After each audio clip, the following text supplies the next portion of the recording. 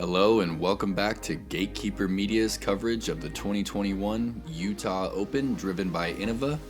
I'm Nate Perkins, joined here today in the booth with my good friend and United States champion James Conrad.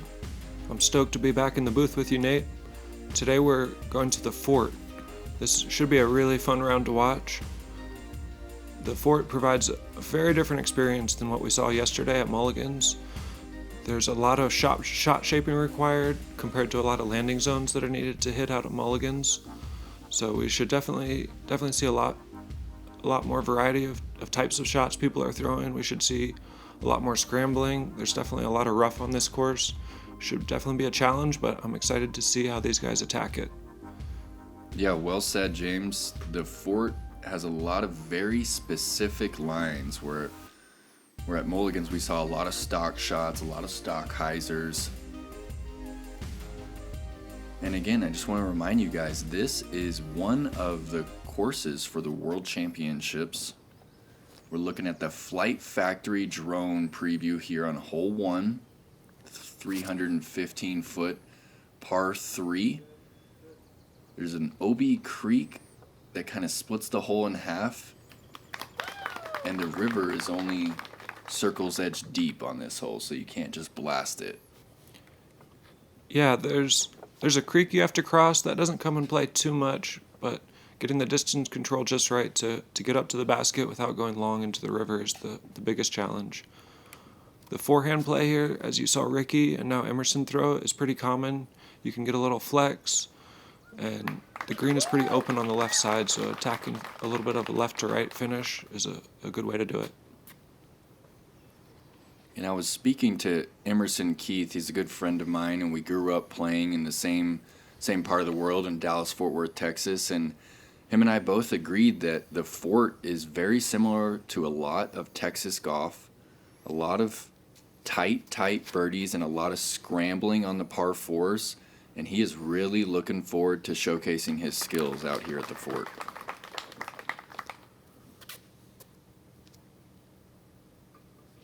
And it's nice to see Dustin Keegan.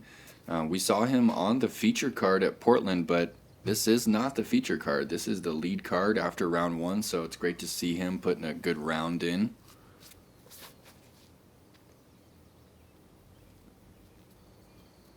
This is a great backhand line from Kyle. Looks like it got just caught up at the end. I'm guessing that was a mid-range. I think him and Dustin may both have thrown MD3s here. Yeah, I think Kyle's going with the MD on that one. Okay. And Dustin did throw the Color Glow MD3. Oh, and here's a good look at just how protected this green really is, especially on that right side. A lot of little trees to deal with. Oh, so close.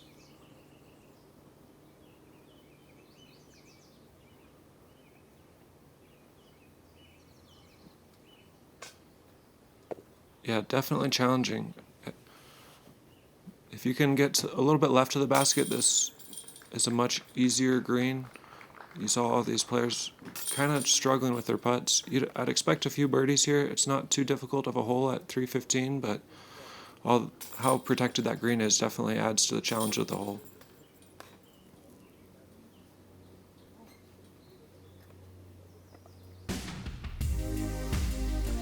Hole 2. Only 200 feet on this one. We're throwing across the river now. And it's a very specific gap. Pretty small. There's OB long too, so it kind of plays like an island. Great touch from Rick. He was able to hit that little gap that's looking right at the basket with not much speed coming into the green. Was able to check for a circle 1 birdie look.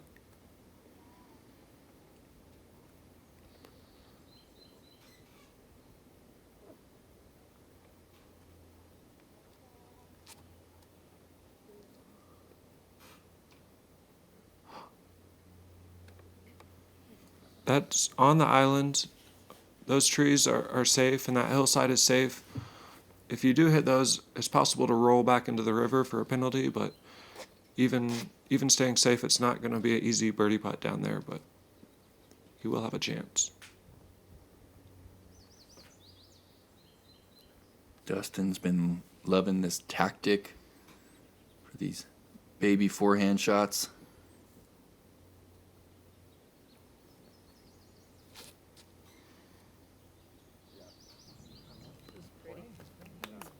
That looked just right. I really liked his nose angle on that shot. He was able to get it nose up, which really helps to control the speed. It allows him to get up and over that hill without blasting long and going into the road that marks the OB long.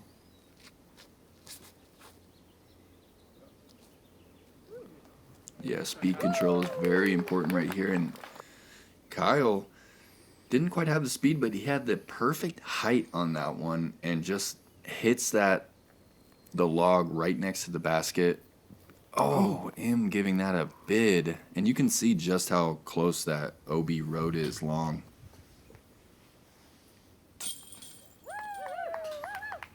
But these are two holes that you really want to start off getting to get yourself in the game here at the fort. Yeah, I believe they may be the two easiest holes on the course, actually. I think both of them averaged about 0.3 strokes under par, which on a course that averaged 1.5 strokes over par definitely shows that these are some of the ones that you want to get the birdie if you can.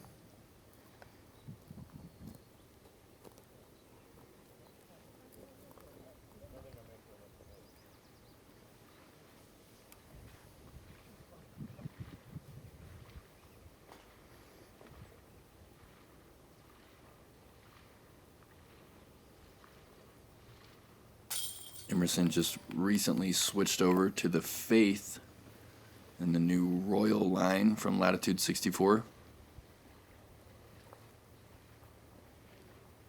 Beadless putter, kind of resembles a P2. Kyle Klein still putting with the P2. When the PDGA National Tour rolls into town, the action is intense and the competition fire. But every inferno, no matter the size, must begin as a spark. With PDGA sanctioned leagues and tournaments, anyone can get in the game. Fuel your fire. Find an event near you at pdga.com. All right, hole 3, 516-foot par 3. We're teeing up on the hill, looking back across the river that we just played across. There's a straight gap that you can kind of see, and there's also this really big hyzer out over the trees and over the river. That looks to be what Ricky is lining up. That's a huge shot. Wow. Curious where it'll come in. Oh, wow. My. Ricky Wysocki. That is, I mean, it's slightly downhill, but with how much hyzer you have to throw it on and how high, it's a 550-foot shot if you ask me. I agree. When I was practicing this hole, I felt like the hyzer was the play to kind of almost lay up and play it safe, come up 60 to 80 feet short of the basket. And I felt like to really attack the hole, the straight gap was the way to do it, but Ricky is proving otherwise. It's a solid shot from Dustin, maybe closer to that 60 to 80 foot range that I was speaking of. Yeah, Dustin hit that one pretty hard, and that's going to give us a good idea of where the typical hyzer is going to land. Ricky's shot was special. He's just really been getting a hold of that Halo Destroyer. He's putting a ton of spin on it. He's putting a lot of speed on it. Just comes out of his hand very clean.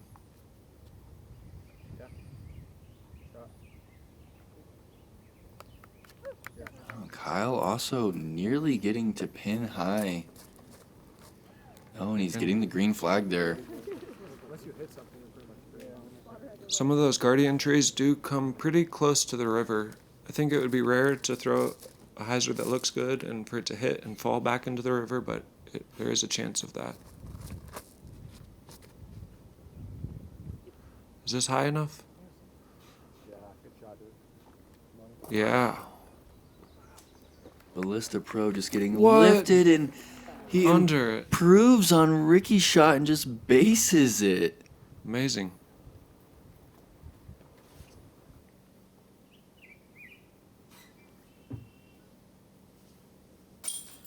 Oh, and Dustin? Okay, that was for Dustin's par. We must have missed his birdie look. And Ricky within 25 feet. That is just so tough to do here on hole 3.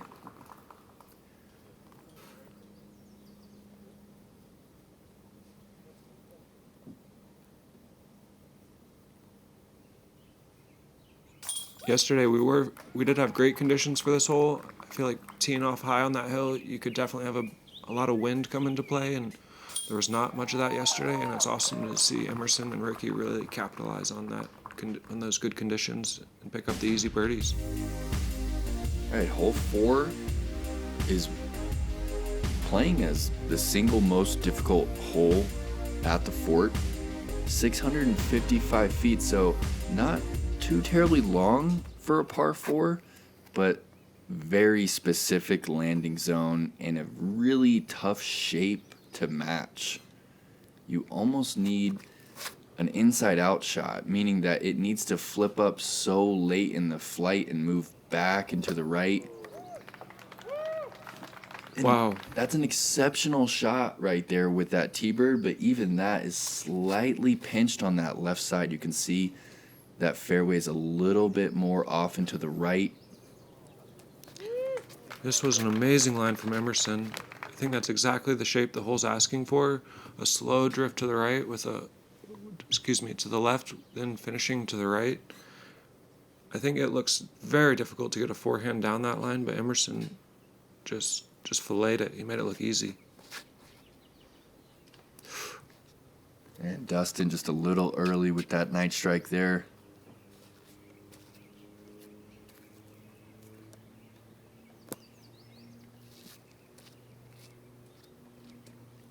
Kyle with a few discs in his hand, and he is going with the origin here.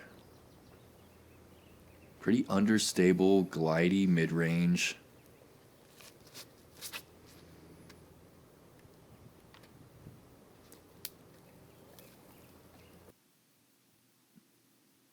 And he's going with this mid-range to try and match that inside-out shot.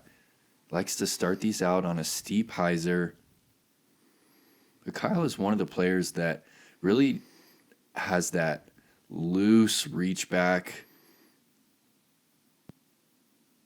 And again, just no wasted motion. As soon as his right arm gets as far back as it's going to be, it starts moving forward immediately.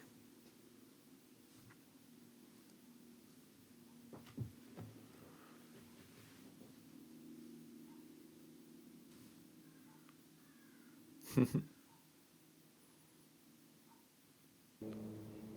little body English, hopefully it helped.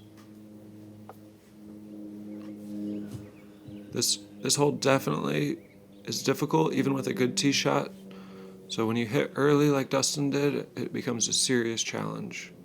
Par would be pretty amazing from where this tee shot landed.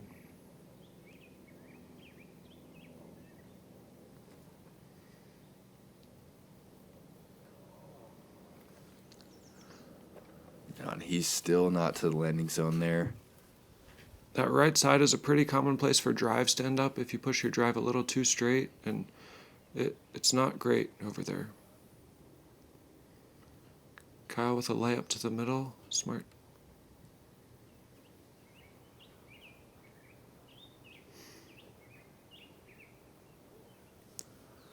Dustin went for the forehand roller. Looks like it is in play, but maybe still not quite in the fairway.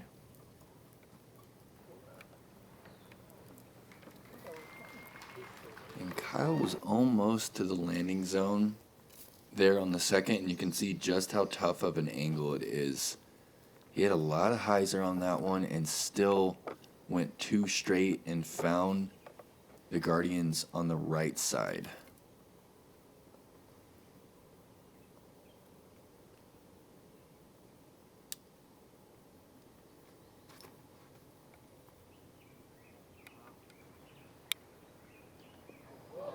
Oh. I think Emerson's drive might have been one of the best I've seen. He was actually looking straight down that hallway for the second shot. But even then, he had a bit of a tough lie. He had a tree in his backswing, had to kind of chop his shot.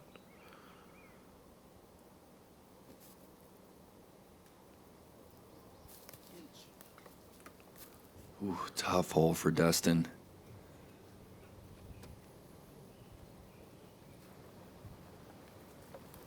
Another thing to note on this hole is just beyond and to the right of the basket, the river comes back into play again. If an upshot blasts a little long or a little right, it could definitely find that water hazard.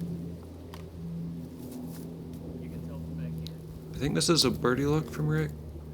This would be a pretty spectacular putt.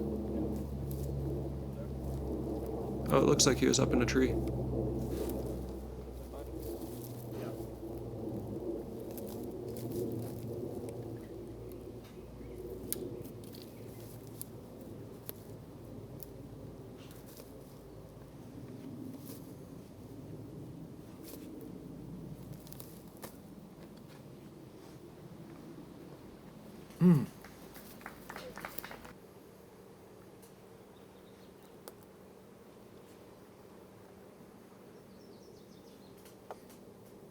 Emerson for birdie. Oh! And Wow. just in the right pocket and just doesn't catch. And I believe we only had one birdie on the round, James. That's correct. Matt Polson was able to get the birdie 3 on this hole, the only one in the field, and even for him it took about a 50-foot putt, so that just speaks to the difficulty of this hole. It was playing closer to 5, an average of 5 than 4, coming in at 4.75. Pretty amazingly difficult for a hole that's only 655 feet.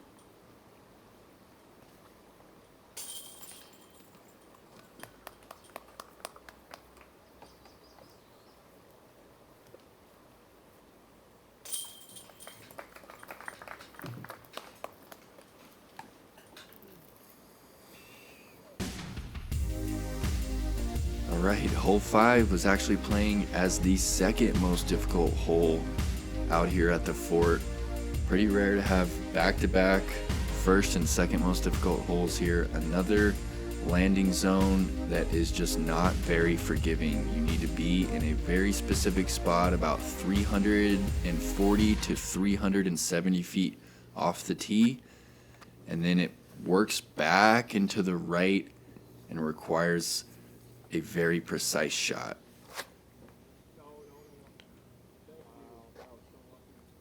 Oh, and that looks perfect. If it slows down, there's actually a little marker on the ground that Ricky just scooted past, and it actually says landing zone. Yeah, and the landing zone that you're aiming for is not much bigger than that little disc-sized marker. There's really not much room for error.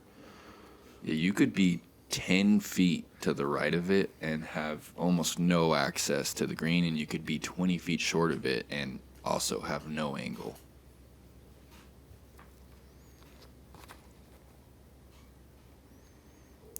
Look at that send right there from Emerson. He's just hitting that so hard. I thought he was going to hit that target, but he got just over it. I don't think he worked quite right enough to be in the ideal spot, but just hitting this gap is obviously the first priority. Oh my goodness. Wow, that sailed way past the landing zone and was on hyzer to come back in, but just straightened out a little bit too much. What a rip from Kyle Klein. Oh no. Dustin coming out just a little early on both these demanding tunnel shots. That makes these holes play extremely long and hard.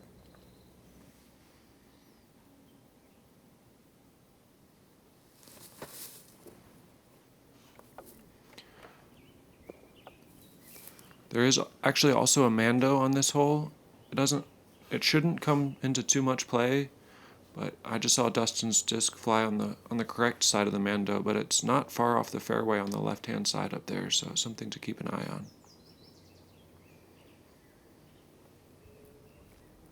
Yeah, it's Crazy how quick you can get out of position on this one. And Rick was actually in the perfect position, especially for a very proficient forehand player. That should be a 9 out of 10 approach for him, really.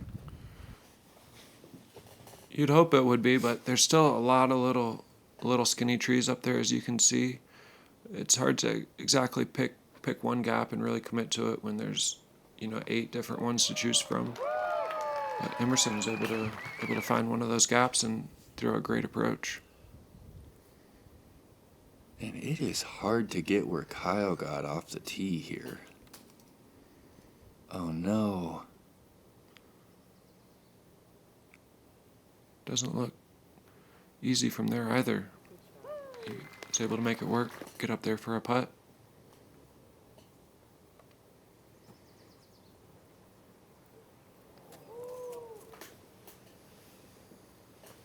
A long bid from Ricky. And again, the river comes into play on this one as well. It's only 25 feet deep of the pin here.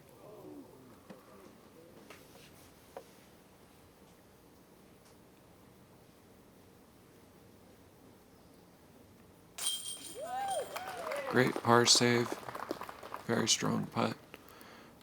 It's so rare for a 4 to feel as good as it does on this hole for a 540-foot hole. Reminds me, you said it reminds you a bit of Texas. It reminds me a bit of playing out on the East Coast. You just how tight. Hey everybody, thank you for watching Gatekeeper Media, and I wanted to let y'all know that I have this new stamp coming out. I'm gonna have it on a bunch of different molds. If you would like one, reach out to me on my Instagram. My tag is @Emerdaddy64, so just hit me up on Instagram. Hope you enjoy the rest of the round. Hole 6, 324, par 3. Another really tricky one to park here. There's kind of 3 different lines. There's an anti line that kind of matches the slope of the hill on the left. There's a really tight straight shot, and then there's a force over shot on the right side with something incredibly stable that kind of skips and finds the gap on the back. I think that the shot up and over this bush on the left, as Rick is throwing now, is going to be the biggest gap, and I think it's going to be what most people try to attack.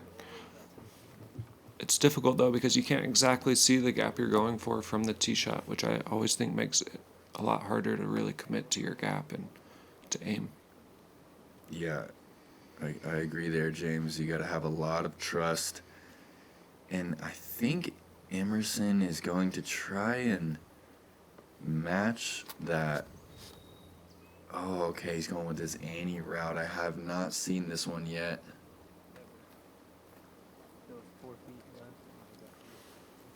Was not quite able to get through. And Kyle is going to be going with the right-hand backhand anhyzer. That's his origin once again.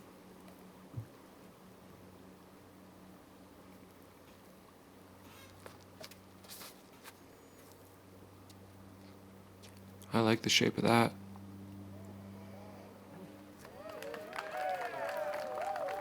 Well executed, got through clean, has a look for birdie. Maybe a bit obstructed, but I bet Kyle will be able to give it a good bid, if not put it in. DK also going origin here.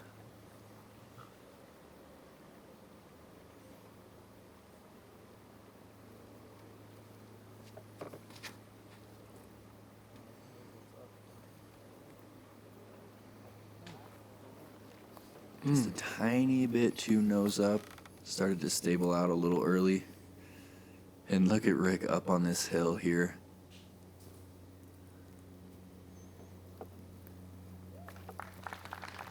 Nice little approach.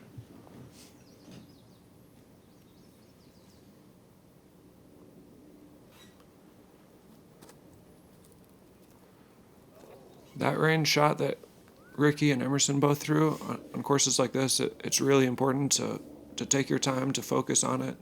If you get sloppy on a shot like that, you can easily hit a tree 40 or 50 feet and just completely give away a stroke. So you saw both those guys execute their approaches very well, which is really important. You don't want to, on a course this difficult, you don't want to give up any strokes on a easy little layup shot.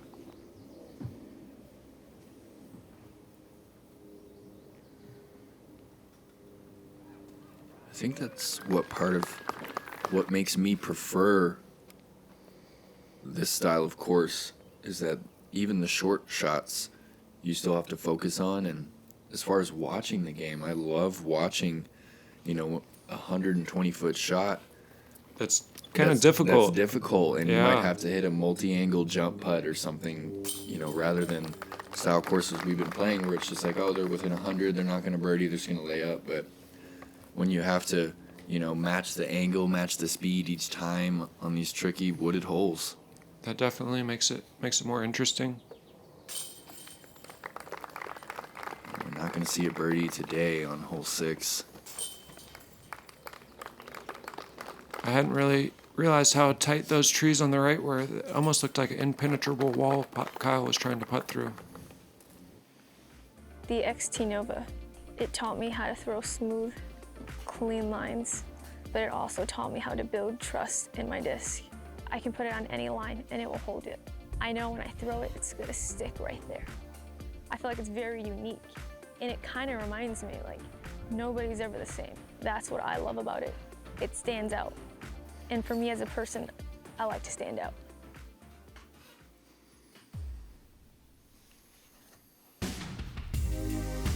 Moving on to hole 7 at the fort.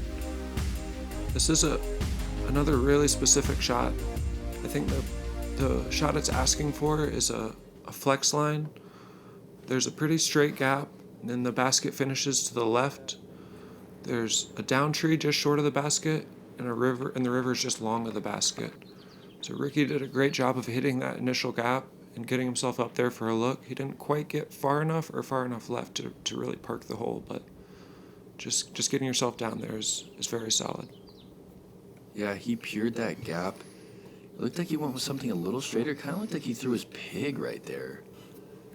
But you kind of want to hit that gap with a little bit more height and hyzer so that you have time to work back into the left. But this is another one that is just so tricky to actually park. Yeah, it's quite obstructed towards the end. There's a few guardian trees and then that down tree. If this comes back, it could be good. I missed the end. Yeah, great recovery shot from Emerson. Dustin left with a similar line. He's been 11 throwing the link here on this one. Also a great shot. These are fun putts. Yeah, that log kind of frames it up. You kind of have to drop it in just over the top of that log. Yeah, it almost sometimes makes it feel easier. It's like, okay, just get right over the log and it'll just drop right in. Oh, I thought Ricky had it for sure. Good bid.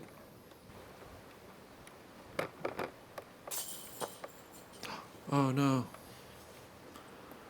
It just looked like a little lack of focus.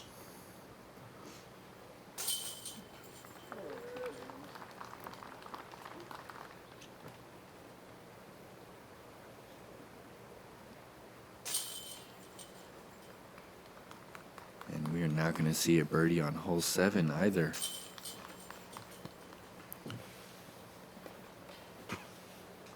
Six, seven, 8 is a fun little 3-hole par 3 stretch that none of them are incredibly difficult, but none of them are very easy either. They're all kind of tricky. Speaking of hole 8, there's that Y tree you see.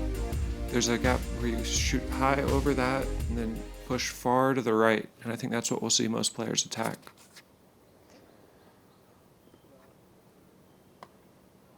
Oh, and that is going to keep him from parking the hole right there. That was great speed, great angle.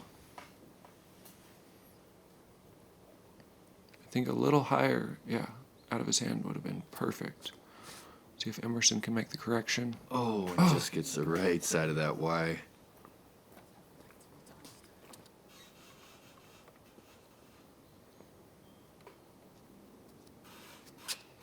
Getting a good look at Kyle's grip right there and just hangs on to that one. His facial expression right there. He's like, oh no, that's a bad spot. Yeah, I'm sure he hasn't practiced from over there. It says 310, but it's still a rip with how high and with how much hyzer on the forehand. I feel like it's 350, 360 feet of power that you need to park this hole. Because you need a little height coming into the green as well to cross that fence that Ricky hit.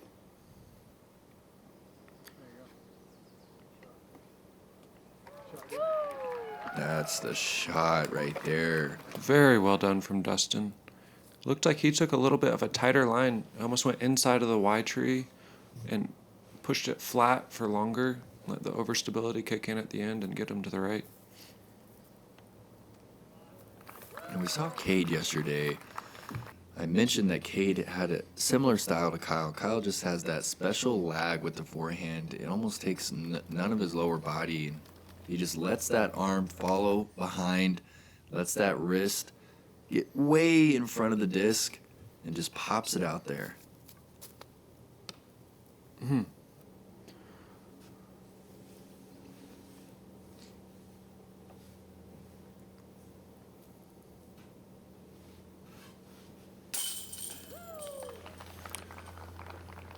That's a solid par putt. Confident stroke. He's hitting them fast and on hyzer, definitely putting through the basket there.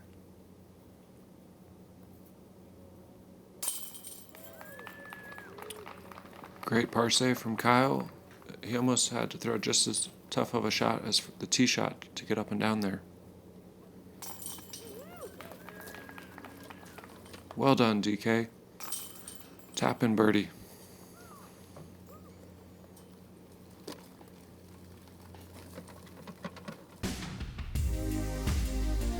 Hole 9 is one of the signature holes here on the front, par 5, 778.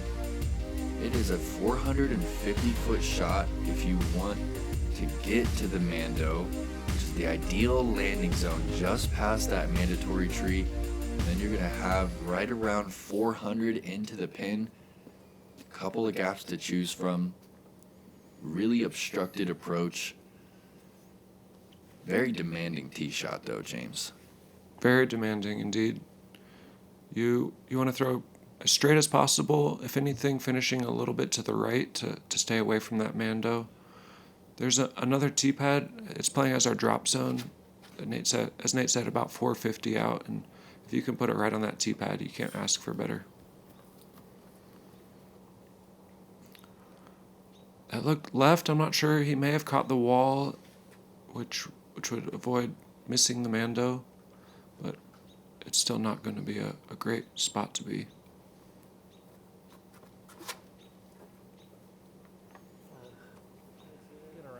Is he going to clear it? Oh, yeah. Oh, my gosh. That is hands down the best drive possible. I mean, he just swooped right around the Mando tree. I did not know that he executed that shot, James. Yeah, that was amazing. Oh, my gosh. That was every bit of, I bet, 520 feet, just right down the tunnel. So precise, so much power. Very impressive.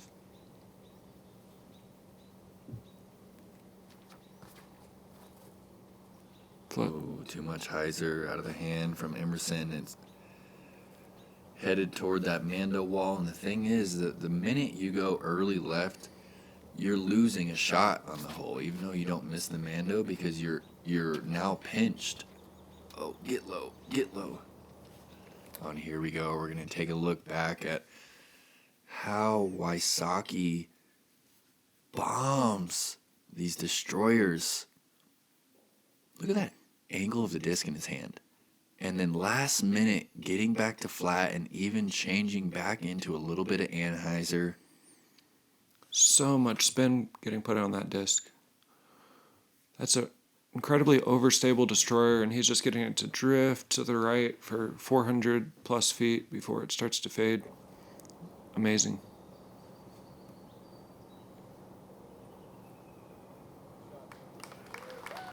As you see, that angle is incredibly pinched off, as Nate was mentioning. Even though they didn't take a penalty stroke for being to the left side there, it's pretty much just a chip shot, or these guys are trying some forehands or forehand rollers. Yeah, Emerson's forehand roller looked exceptional. Curled right around the tree. I think Ricky still might be last to shoot, even after all their second shots. I mean, that Ricky shot was one of the better shots I've seen from the shorter pad. In the 2019 Utah Open, we played a pad that was roughly 50 feet in front of this one, and I never saw a shot that. Wow, he is so far up there. He's going Firebird into the green here, and Basket lies just behind that mound, so it doesn't look like he'll have much of a putt, but if he had just gotten that to drift a little left before finishing right, he could have definitely had an eagle look. And Kyle throwing a great turnover through that back door, and he is also just short. And here's a good look at the basket here, just beyond that second mound. You can't quite ever see this pin unless you're far off on the left side.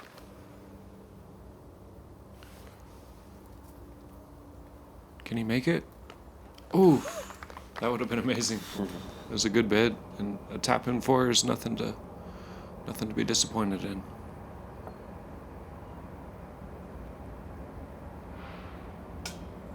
in. Kyle just having a tough time scoring here on the front nine.